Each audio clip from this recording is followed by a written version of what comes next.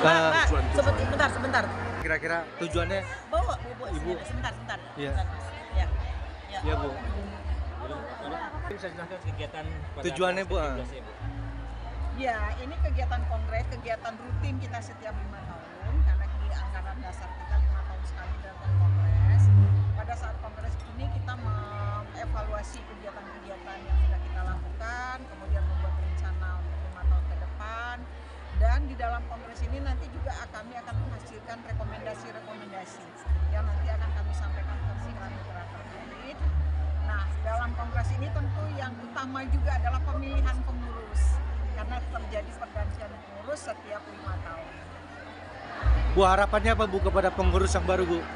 Pengurus yang baru tentu juga pasti akan melanjutkan, ya pasti akan bekerja lebih keras lagi untuk apa yang sudah kita capai sekarang lebih ditingkatkan lagi, dan tantangan itu ke depan semakin banyak. Jadi harus kuat, harus bekerja sama, dan juga harus menjalin komunikasi, kolaborasi dengan stakeholders, baik dengan pemerintah maupun non-pemerintah. Dari Ibu sendiri mungkin ada fokus utamanya nanti mau Ibu Ade, ya. menggolkan apa sih? Langkah kira-kira konkretnya Bu ke depan Bu? Ya, baik, terima kasih.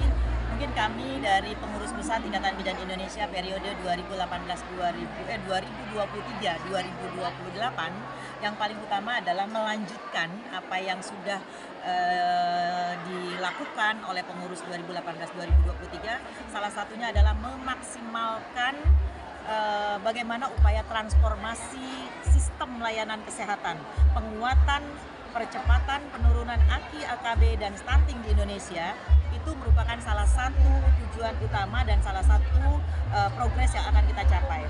Dan kita tahu bahwa data Riskesdas 2018 di sana bahwa pelayanan kebidanan itu 82% dilakukan oleh bidan. Nah, bagaimana sekarang upaya pelayanan kebidanan mulai dari layanan primer, sekunder, tersier, kita berusaha untuk memaksimalkan upaya-upaya untuk mendayagunakan bidan. Nah, tadi salah satunya adalah pesan kuncinya bahwa kami berharap kepada Kementerian Kesehatan, karena kita tahu bahwa dari 8.300 desa saat ini hanya tinggal 50% bidan di desa.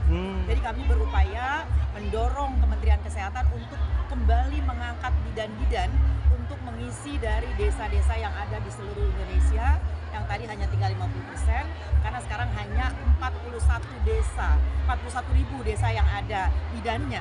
Jadi kami dalam upaya itu, dalam mendukung juga posyandu primer bagi Kementerian Kesehatan, salah satunya adalah pendayagunaan bidan di desa. Nah, bidan sebagai salah satu garda terdepan dalam mengawal kesehatan ibu, bayi, balita di seluruh Indonesia dan peningkatan kesehatan reproduksi seksual. Salah satunya kami juga mengadvokasi kekerasan terhadap perempuan berbasis gender, kekerasan seksual, dan juga bagaimana mengeliminasi praktek-praktek berbahaya. Salah satunya female genital mutilation, pemotongan perlukaan pada genital perempuan atau sunat perempuan. Kita berusaha untuk menghapuskan praktek-praktek tersebut. Demikian. Bu, tadi arahan dari Pak Menteri Bu untuk menekankan angka kematian ibu dan anak Bu. Tanggapannya Bu? Betul. Sesuai dengan apa yang diharapkan oleh Bapak Menteri Kesehatan, bagaimana upaya untuk kami para bidan Indonesia, kami bertekad sesuai dengan yel-yel kami bahwa 1 kata untuk bidan dahsyat, 2 kata luar biasa, 3 kata kami pasti bisa, dan 4 kata turunkan AKI, AKB, dan stunting di Indonesia. Tentu bidan bukan sendiri. Bidan bukan satu-satunya tenaga kesehatan, bidan hanya sebagian dari kolaborasi.